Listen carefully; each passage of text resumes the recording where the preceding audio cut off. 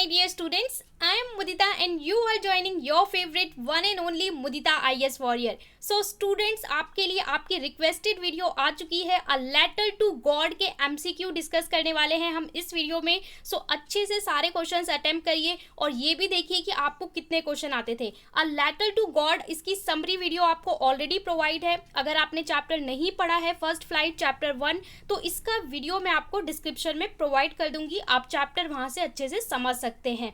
चलिए क्वेश्चन से स्टार्ट करते हैं क्योंकि आपका जो टर्म 1 होने वाला है वहां पे सारे क्वेश्चन आपको MCQ टाइप क्वेश्चन मिलेंगे। सो MCQ के थ्रू आपको चैप्टर को समझना है, रिवाइज करना है। Okay, let's begin.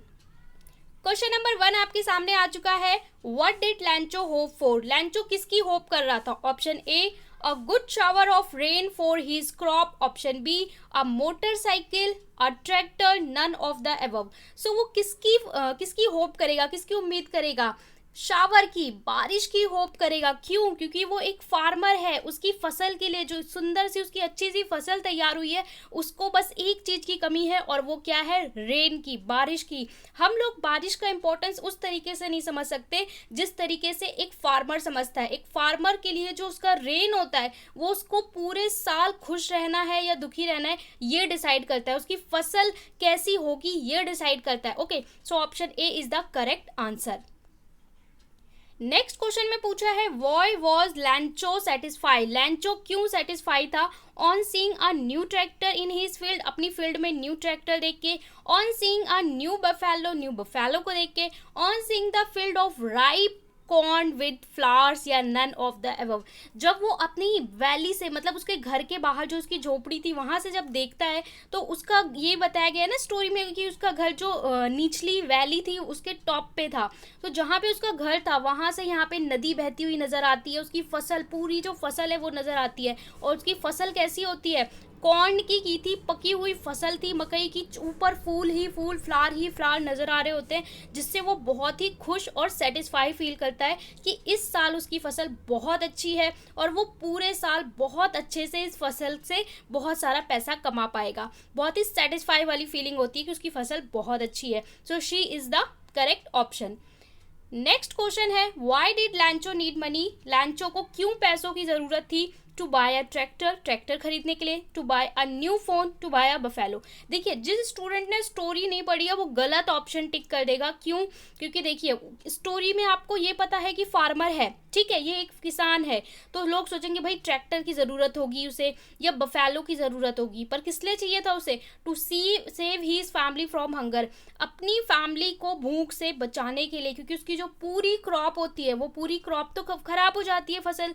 अब पूरे साल अपने परिवार का पेट भरने के लिए उसे पैसों की ज़रूरत थी। ओके, और ये जो जितने भी क्वेश्चंस हम करेंगे ना ये सारे आपको PDF फॉर्म में प्रोवाइड कर दिए जाएंगे टेलीग्राम पे, so you can revise any time. What did the postmaster do then? Postmaster ने क्या किया?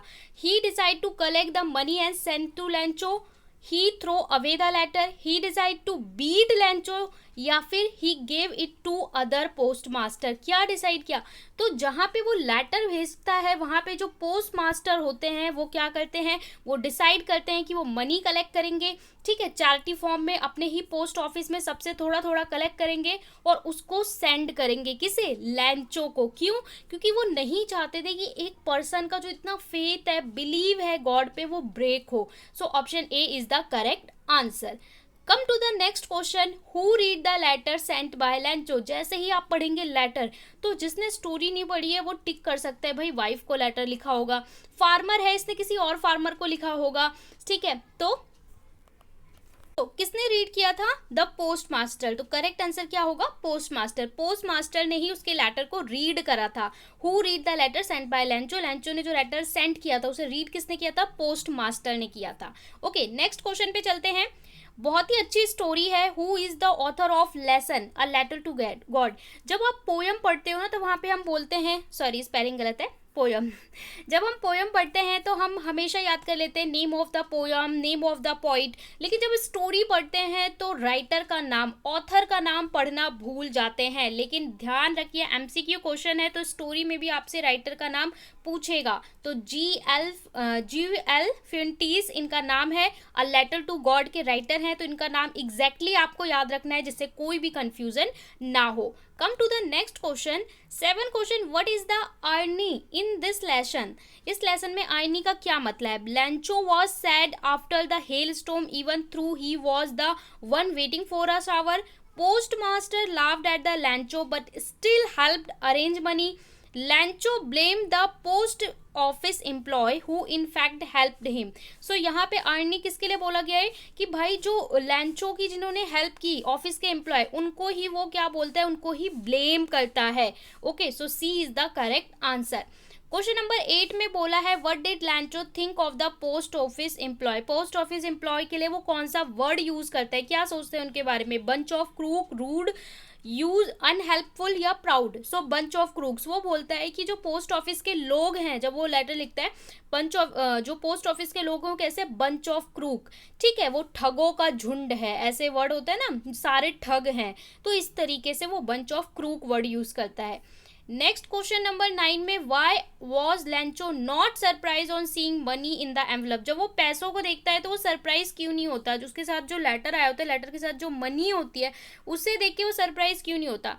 ही was too sad to acknowledge it, बहुत सैड होता है। He had unwavering faith in God, he was ungrateful, none of the above. तो correct answer, he had unwavering faith in God, उसका अंधा विश्वास था, अटूट विश्वास था कि भैया जो उसने ईश्वर से प्रार्थना की है, ईश्वर को जो लेटर लिखित में भेजा है, वो उसके बदले में उसको मनी जरूर देंगे। उसे बिल्कुल भी ऐसा वियर्ड नहीं था कि ऐसा हो ही नहीं सकता, मतलब बिलीव 100% उसका बिलीव था कि ऐसा होगा ही, इसलिए वो सरप्राइज नहीं हुआ।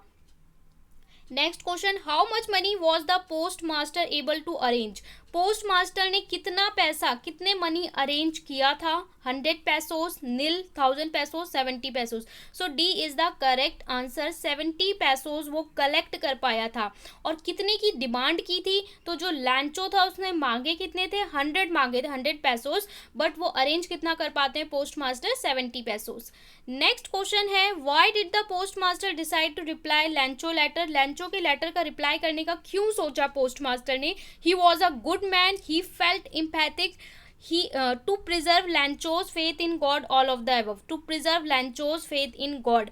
क्यों, जिससे उसका जो भरोसा है ना ईश्वर पे वो बना रहे, कि कम से कम जिन लोगों का गॉड पे बिलीव है वो ब्रेक ना हो, इसलिए पोस्ट मास्टर ने डिसाइड किया रिप्लाई करने को। So C is the correct answer.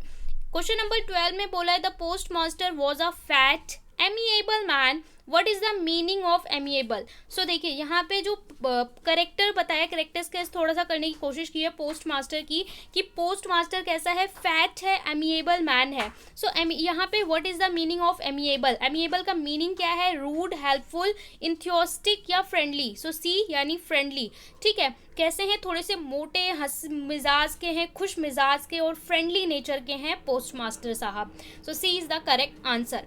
Next question में बोला है how much money did Lencho ask. ये मैंने आपको पहले ही बता दिया, 100 पैसों लैंचो बोलता है 100 पैसों के लिए गॉड से, बट वो लोग 70 पैसों कलेक्ट कर पाते हैं।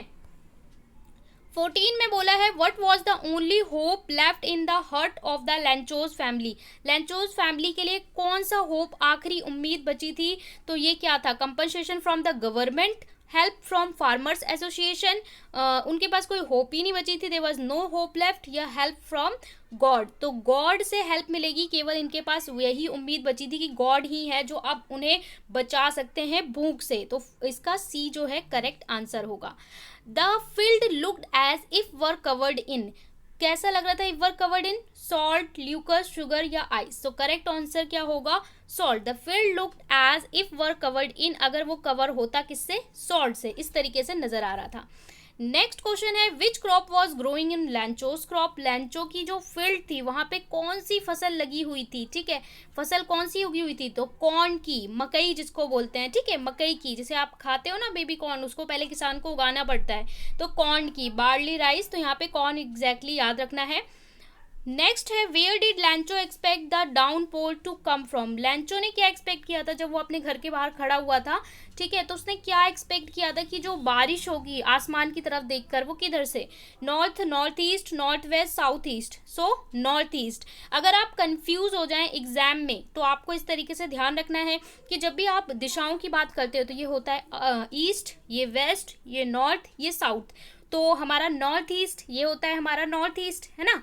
और नॉर्थ ईस्ट में ही आपको पता है 7 सिस्टर्स हैं हमारी, जहाँ पे हर कोई घूमने जाना चाहता है। तो जब भी आप कंफ्यूज हो तो याद कर ले, नॉर्थ ईस्ट जहाँ पे इंडिया में 7 सिस्टर है, उसी की ओर से बारिश की उम्मीद कर रहा था कौन, Lencho. Okay, come to the next question, where was Lencho's house situated, कहाँ पे था, टॉप ऑफ द हिल, ठीक है, जो उसकी लोअर वैली थी, इस लोअर वैली में टॉप पे उसका घर बना हुआ था, तो top of a hill.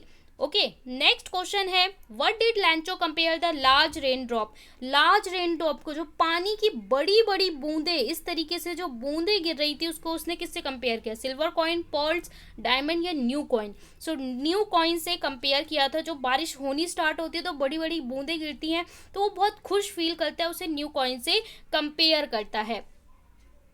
What destroy लैंचोज, फिर लैंचो की फील्ड, उसकी फसल किसने खराब की थी, हैवी रेनफॉल ने, हेल स्टॉर्म ने, लैंडस्लाइड ने या फ्लड ने। हेल स्टॉर्म ने, जो बर्फ पड़ने लग गए थे, ओले के टुकड़े पड़ने लगे थे, उसने उसकी फसल को खराब कर दिया था। उसकी वजह से जो फसल के ऊपर जो फसल थी, पत्ते थे, फूल थे, वो सारे टूट के गिर जाते हैं और एक पत्ता तक नहीं बचता। तो hello storm is the correct answer.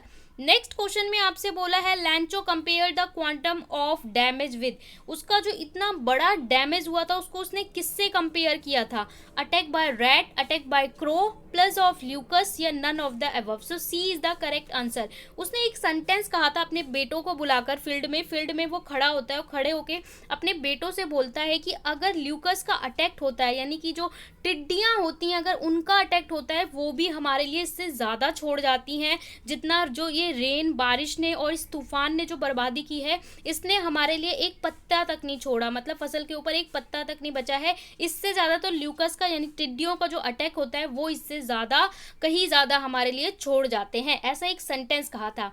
इसके बाद नेक्स्ट क्वेश्चन है how did Lencho decide to contact his last resort, जो उसका आखिरी उम्मीद का ठिकाना था, उसके लिए उसने क्या डिसाइड किया, बाय विजिटिंग देम पर्सनली, उनसे पर्सनली मिलेगा, through letter, through email, through fax. तो उसने क्या डिसाइड किया कि वो थ्रू लेटर यानी एक लेटर राइट करेगा, किसको, गॉड को, कि मेरी जो ये फसल खराब हो गई है, मेरी फैमिली को भूख से बचाने के लिए एक लास्ट होप कौन है, गॉड है। तो उनको लेटर लिखेगा कि वो उसको 100 पैसोस दे जिससे वो पूरे ईयर का अपना इंतजाम कर सके।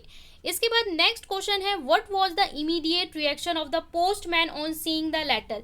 जब पोस्टमैन वहाँ पे लेटर को देखते हैं तो इमीडिएट रिएक्शन क्या होता है, जैसे वो लेटर देखते हैं उस पर एड्रेस लिखा होता है लेटर टू गॉड, ठीक है, एड्रेस जहाँ पे लिखा होता है वहीं पे जो पोस्टमैन होते हैं वो डिलीवर करते हैं। तो वहाँ पे लेटर पे एड्रेस देख के वो लोग इमीडिएटली लाफ्ड होल हार्टली, ठीक है, बहुत ज़्यादा हंसते हैं, ठीक है। यहाँ पे दिया है क्राइड, फेल्ट सैड, हैपेन। तो पहले वो बहुत ज़्यादा हंसते हैं, बाद में जो पोस्टमैन है वो उन सबको शांत करवाते हैं और बाद में फिर उनके फेथ को बनाए रखने के लिए सब लोग पैसे कलेक्ट करते हैं और सेंड करने का डिसाइड करते हैं। नेक्स्ट क्वेश्चन है हमारा What else did the reply demand apart from the goodwill, ink and paper?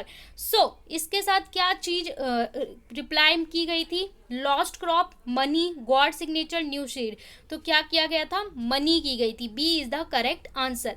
Next question how did he feel when he counted the money, जब उसने पैसे काउंट करना शुरू किया, किसने, लैंचो ने, जब पैसे काउंट करना शुरू किया तो उसने कैसा फील किया, उसने फील किया फायर, गुस्सा, बहुत ज़्यादा गुस्सा। क्यों, क्योंकि उसने भगवान से डिमांड की थी 100 पैसों की और उसने देखा कि एम्बलम पे कितने पैसे आए हैं, 70 पैसे आए हैं। तो वो बहुत गुस्सा हो गया, एंग्री हो गया और वो उसने बोला कि बंच ऑफ क्रूक्स हैं, ये पोस्ट ऑफिस के जो लोग हैं ये सारे बेईमानों का, ठगों का झुंड है, इन्होंने, गॉड ने मुझे 100 पैसे भेजे, क्योंकि गॉड पे तो वो पूरा बिलीव करता था, गॉड ने मुझे 100 पैसोस भेजे, इन लोगों ने 30 पैसोस रख के मेरे को 70 पैसोस दिए हैं क्योंकि ये सारे ठग हैं। Next question what type of conflict does the chapter highlight, इस चैप्टर में किस तरह के कॉन्फ्लिक्ट को हाईलाइट किया गया है, conflict between nature and human, जो नेचर और ह्यूमन के बीच में कॉन्फ्लिक्ट होता है, जैसे कि नेचर वो उम्मीद करता है कि बारिश होगी, फिर उसकी फसल उस पर डिपेंडेंस होता है। दूसरा कॉन्फ्लिक्ट अमंग ह्यूमंस, अलग अलग ह्यूमन के बीच में जो कॉन्फ्लिक्ट होता है, जैसे कि हमें दिखाया गया है कि लैंचो और पोस्ट ऑफिस में जो वहाँ के एम्प्लॉयज़ हैं, पोस्ट मास्टर जी हैं, ठीक है। Conflict among God and nature, तो गॉड एंड नेचर के बीच तो दिखाया नहीं है, A and B, so both A and B is the correct answer, option D. That mean यहाँ पे दिखाया गया है नेचर एंड ह्यूमंस के बीच और अमंग ह्यूमन एंड ह्यूमन के बीच, okay, so D is the correct answer. चलिए अब एक क्वेश्चन आपके लिए मैं देती हूँ, what did Lencho ask for he second letter, अपने सेकेंड लेटर में लैंचो ने क्या, किस चीज़ की रिक्वेस्ट करी है, किस चीज़ की मांग की है? More money, remaining amount and not sented by mail, बचे हुए पैसे और उसको मेल के थ्रू, पोस्ट ऑफिस के थ्रू ना भेजा जाए। Remaining amount and sented by mail, बचे हुए पैसे उसको मेल के जरिए, या he did not ask for anything, उसने किसी भी चीज़ के लिए नहीं कहा है। सो करेक्ट आंसर क्या है ये मुझे आप कमेंट में बताएंगे, ध्यान से इसको नोट डाउन कर लीजिए, इसका आंसर आपको देना है, ओके। और चैनल को ज़रूर सब्सक्राइब कर लें, क्योंकि आपको हर चैप्टर के एमसीक्यू वीडियोस प्रोवाइड किए जाएंगे, सिलेबस आपका कंप्लीट कराया जाएगा। तो लाइक शेयर कमेंट करना ना भूलें, आंसर दें और चैनल को सब्सक्राइब करके बेल आइकन में ऑल ज़रूर प्रेस कर दें।